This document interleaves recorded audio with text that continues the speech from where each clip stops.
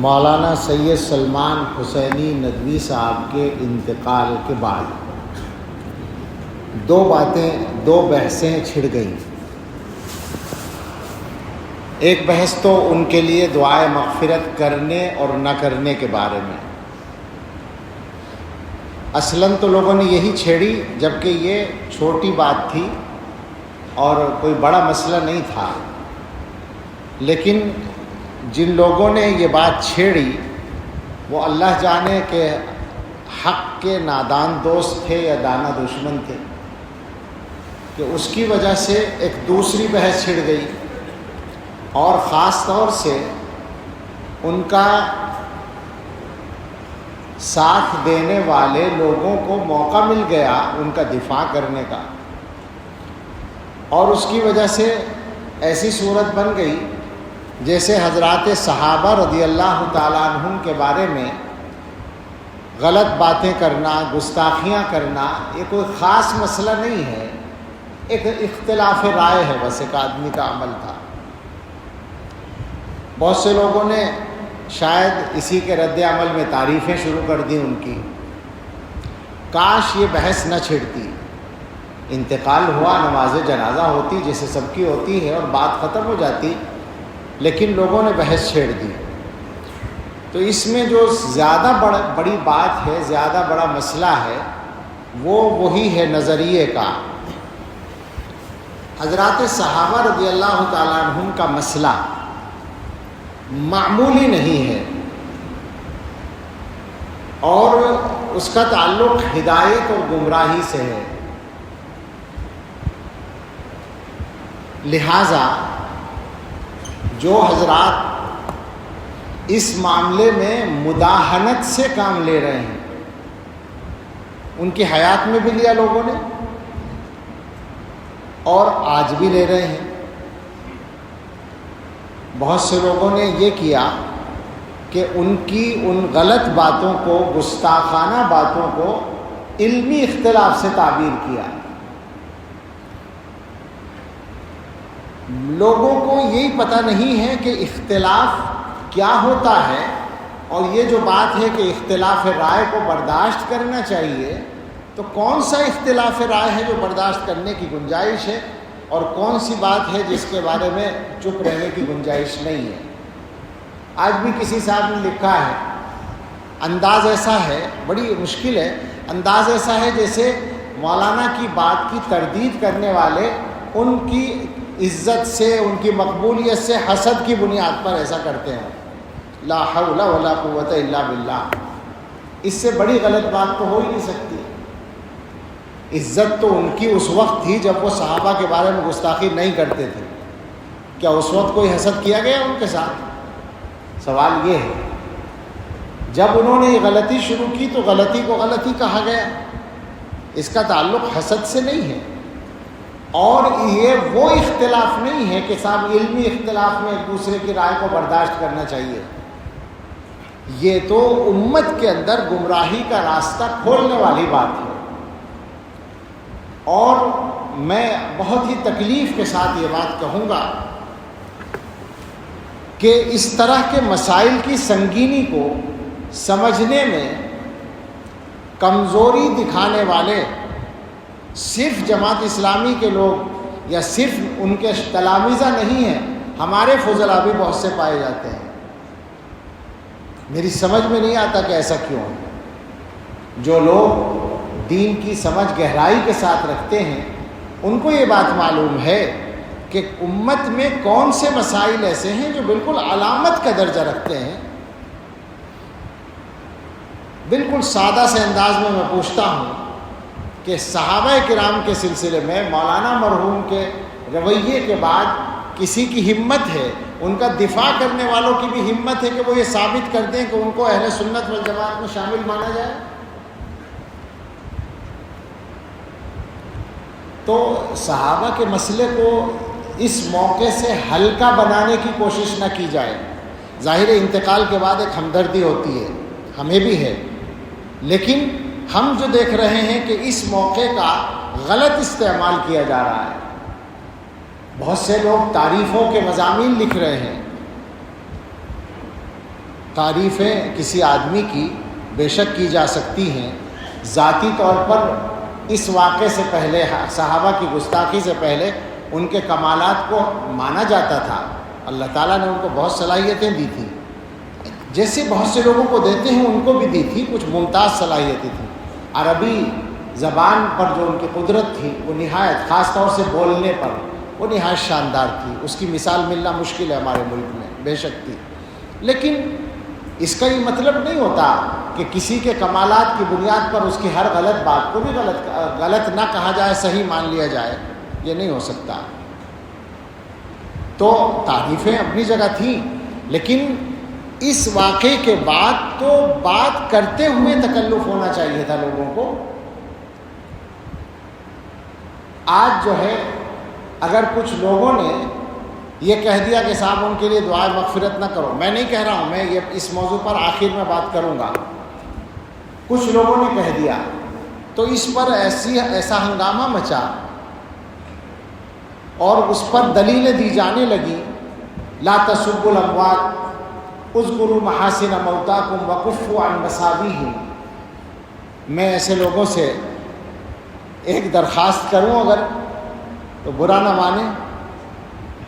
جو بات آپ مولانا کے لیے ثابت کرنا چاہتے ہیں، جس دلیل کو پیش کر رہے ہیں کہ اموات کو برا نہ کہو اور محاسن موتا کا ذکر کرو، مساوی کا ذکر نہ کرو، تو کیا بیچارے حضرات صحابہ رضی اللہ عنہم اس درجے میں بھی نہیں آتے تھے؟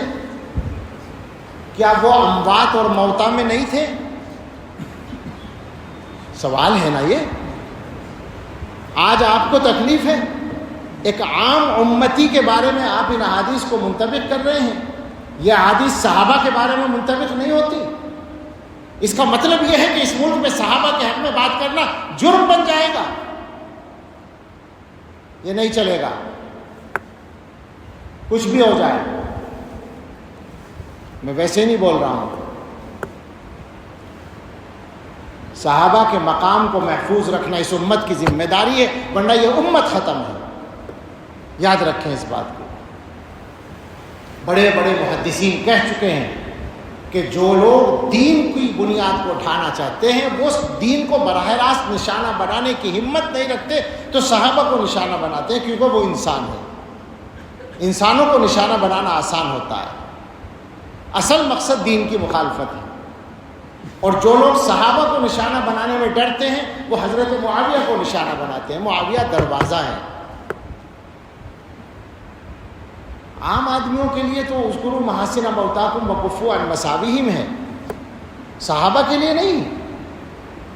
حیرت ہوتی ہے کہ کیسے دوہرے معیار لوگوں نے چلا رکھے ہیں. یہ بھی سمجھ لو کہ جو حدیث میں حکم ہے کہ برائی کا ذکر نہ کرو، اس سے مراد ذاتی برائیاں ہیں، نظریے کی بات نہیں ہے. تو ذاتی برائی کسی کی ذکر نہیں کرنی چاہیے. وہ غیبت زندگی میں بھی کی جائے تو غیبت ہوگی. اور ہم پورے اعتماد سے کہتے ہیں کہ ہم نے مولانا کے بارے میں، ذاتی زندگی کے بارے میں، ذات کے بارے میں ایک لفظ کبھی خلاف احترام بھی نہیں کہا. پورا دعویٰ ہے ہمارا. اور بھی بعض لوگوں سے اختلاف ہے، شدید اختلاف ہے. ان کی بھی ذاتی زندگی کو گفتگو کا موضوع کبھی نہیں بناتے، بلکہ کوئی بات کرتا ہے تو میں کہتا ہوں کہ بھئی یہ بات نہ کرو، یہ غیبت ہے، بات نظریے پر کرو. تو یہ جو کہا گیا کہ برائی ذکر نہ کرو، اس سے مراد ہے اعمال کی برائی. کسی آدمی کے عمل کی برائی آپ کو معلوم ہے، اس کا انتقال ہو گیا، اب آپ کہیں کہ صاحب وہ اتنا خراب آدمی تھا، ایسا عمل کرتا تھا، یہ غلط ہے، اس سے روکا گیا ہے. محدثین نے باقاعدہ لکھا، امام نووی رحمۃ اللہ علیہ نے، کہ کفار اس سے مستثنا ہیں کفر کی بنیاد پر، منافقین مستثنا ہیں، اہل بدعت مستثنا ہیں. مبتدعہ کے ان کے نظریے کا ذکر کیا جائے گا غلطی کو، اس کو ظاہر کرنے کے لیے.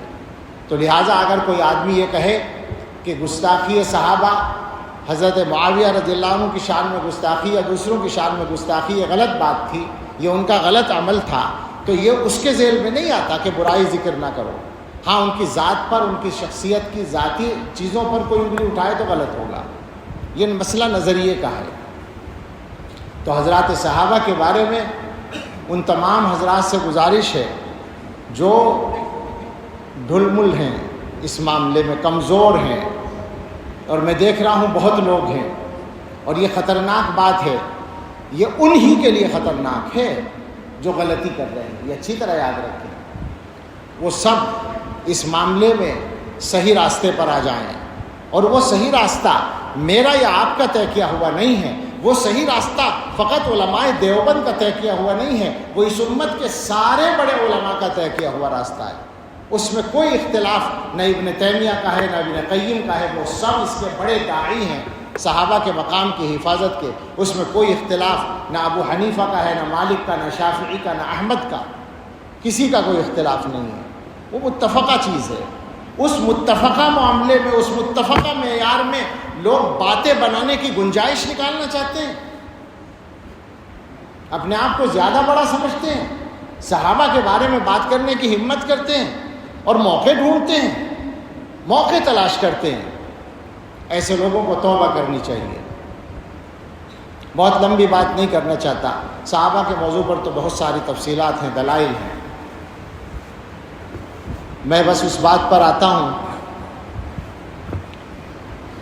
کہ ان کے لیے دعائے مغفرت کی جائے نہ کی جائے، تو بالکل صفائی سے بات ہے کہ ان کی تمام تر غلطیوں کے باوجود اور اہل سنت والجماعت کے نظریے سے انحراف کے باوجود اور گمراہانہ باتوں کے باوجود ان کی تکفیر نہیں کی گئی ہے۔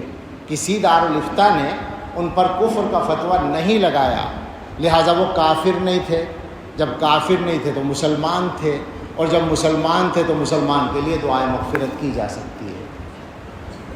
یہ بالکل اصولی بات ہے، اس میں ہمیں کوئی تعمل اور تکلف نہیں ہے۔ البتہ ایک بات ہمارے بعض بزرگوں نے کہی ہے کہ زندگی کے اخیر کے چند مہینوں میں وہ ان اختلافی مسائل پر بولنے میں احتیاط کر رہے تھے۔ اللہ کرے ایسا ہو کہ انہوں نے وفات سے پہلے ان چیزوں سے توبہ کر لی ہو، رجوع کا لفظ بولنا غلط ہے، توبہ کرنے کا مسئلہ ہے کہ توبہ کر لی ہو ان چیزوں سے، اللہ کرے ایسا ہو، تو ظاہر ہے ان کے حق میں بہت خیر ہوگا، مگر اس کے ساتھ یہ ضروری ہوگا کہ ان کے جو اخلاف ہیں، بے تکلف ان سے اپیل ہے، گزارش ہے، نہ یہ ہماری انا کا مسئلہ ہے یا نہ یہ ان کی انا کا مسئلہ ہے، ان کے اخلاف سے درخواست ہے کہ مولانا کی جو تحریرات اور تقریرات، جو تحریریں اور تقریریں، جو تصنیفات اس موضوع پر ہیں اور جو ان کے خطابات ریکارڈ ہیں، ان چیزوں کو آگے چلانے سے احتیاط کریں، ان کو بالکل روک دیں۔ اس کا ایک فائدہ تو یہ ہوگا کہ مولانا نے اگر اپنے معاملات کو ٹھیک کر لیا تھا تو آخرت میں ان کو بہت فائدہ اس کا مل جائے گا، اور ان کے حق میں ایک غلطی کا گناہ جاری رہنے سے وہ بچ جائیں گے۔ دوسرا فائدہ یہ ہوگا کہ خود اخلاف ان کے اس غلطی سے بچ جائیں گے۔ یہ بالکل ہم دردمندانہ اپیل کرتے ہیں کہ اس معاملے کو اب یہاں ختم کریں، اور مولانا سے جو غلطی ہوئی ہے اللہ ان کو معاف کریں، ہم دعا کرتے ہیں، اور اس کی معافی کے لیے سب سے معاون ہوگی یہ بات کہ ان غلطیوں کو آگے جاری نہ رکھا جائے۔ اللہ تعالی ہم سب کو صراط مستقیم پر استقامت عطا فرمائے، اور ہم سب کو حسن خاتمہ نصیب فرمائے۔ یہ مسئلہ سچی بات یہ ہے کہ لوگوں کے ایمان کا مسئلہ ہوتا ہے اور نظریے کا، بنیادی عقیدے کا مسئلہ ہوتا ہے، اس لیے مجبوراً اس پر گفتگو کی ہے۔ کسی کے انتقال پر اس طرح کی بات نہیں کی جاتی، لیکن چونکہ لوگوں نے بحث چھیڑی، اور میں نے شروع میں کہا کہ جن لوگوں نے یہ بحث چھیڑی پتہ نہیں وہ نادان دوست تھے یا دانا دشمن تھے، ایسی بحثیں ایسے موقعوں پر چھیڑنی نہیں چاہیے جس کی وجہ سے لوگوں کو غلط باتوں کے پھیلانے کا بھی موقع مل جاتا ہے۔ اللہ تعالی ہم سب کو صحیح توفیق عطا فرمائے، آمین، وآخر دعوانا الحمد